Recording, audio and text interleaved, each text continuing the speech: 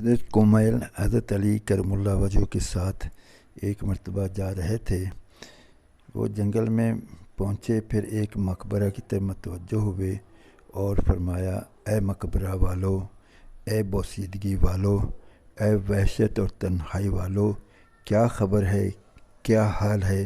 پھر ارشاد فرمایا، ہماری خبر تو یہ ہے تمہارے بعد اموال تقسیم ہو گئے، اولادیں یتیم ہو گئیں، بیویوں نے دوسرے خامند کر لیے، یہ تو ہماری خبر ہے، کچھ اپنی تو کہو۔